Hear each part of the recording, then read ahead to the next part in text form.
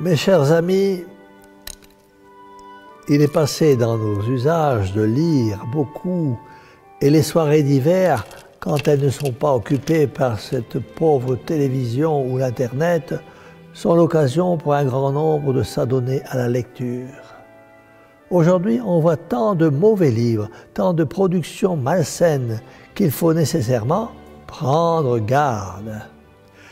Il y a le mauvais livre contre la foi, il y a le mauvais livre contre les mœurs.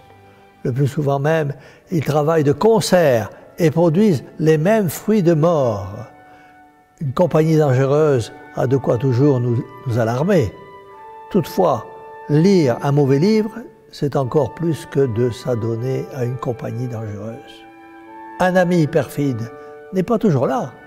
Le mauvais livre, lui, en se faisant inséparable, nous porte à ses coups, à loisir, par une curiosité avide.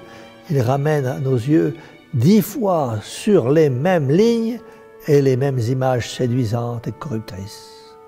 Combien y a-t-il de personnes scrupuleuses sur le choix de leurs relations, mais qui ne le sont point pour le choix de leur lecture et acceptent volontiers dans leur intimité des livres dont elles rougiraient de fréquenter les auteurs. Le danger est d'autant plus grave que les mauvais livres, on les rencontre désormais partout et sous toutes les formes. Vraiment, nous voyons le travail perfide des ennemis de la sainte religion. Par les revues, les livres, le cinéma, la télévision, la radio, le théâtre, l'Internet et la libération des mœurs, ils ont commencé à putréfier les plus belles fleurs de l'Église.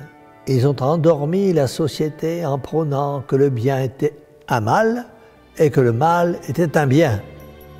Les ennemis de la sainte religion ont réussi, si l'on peut dire, ce qu'ils espéraient, détruire la famille et la société en les pervertissant. À vrai dire, la littérature actuelle, au lieu d'être l'ornement de la vertu, prostitue ses ressources au mensonge et à la vulgarité.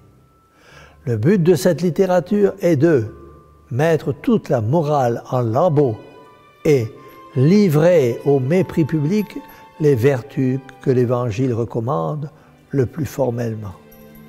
Mes amis, on s'étonne, et avec raison, de constater chez l'enfant l'oubli des règles de la morale la plus élémentaire. On est surpris de ses premières révoltes. Où est la source du mal? Dans les livres dangereux que vous laissez imprudemment acheter par vos enfants. Il y a de ces pages maudites dont leur âme portera toujours la plaie odieuse. Ne leur parlez plus de religion, d'obéissance, de respect, de famille, de devoir. Ils seront irrésistiblement appelés par le plaisir, le péché, l'irrespect, l'irreligion et bien plus. Pourquoi tant de divorces, de séparations, d'avortements, de révoltes, de vulgarité, d'irrespect? Pourquoi si peu de tendresse, si peu d'amour, si peu de fidélité entre les époux? Parce que les exemples, nous les trouvons à tout instant, dans les livres et les revues, les émissions de radio ou de télévision, sur l'Internet, qui nous inondent au point de ne plus pouvoir réagir en face de tant de mauvaises choses que l'on veut à tout prix nous montrer comme étant un bien désirable, honnête et normal. Actuellement, ceux que l'on considère comme des anormaux et des malhonnêtes, ce sont ceux qui encore et contre vents et marées désirent mener une vie morale, droite, tout inspirée des préceptes de l'Évangile de notre Seigneur Jésus-Christ. Mes amis, il convient donc de faire pour votre lecture un choix prudent et discret. Ne seriez-vous pas saisi d'épouvante si vous voyiez votre enfant s'approcher d'une machine et se jeter étourdiment sous les rouages meurtriers? Ne laissez pas davantage entre vos mains un livre corrupteur.